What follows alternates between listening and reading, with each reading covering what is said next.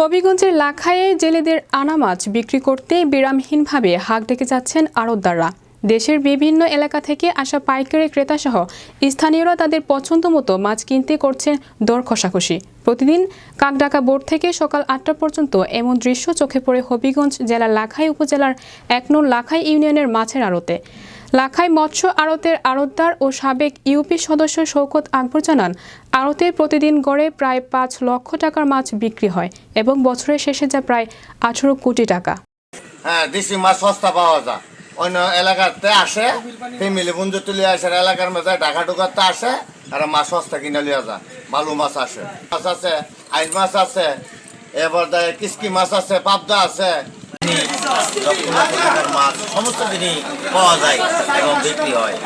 বিশেষ করে এখানে রুই মাছের সুস্বাদু রুই মাছ এবং বোয়াল মাছ পাওয়া যায় অহরহ।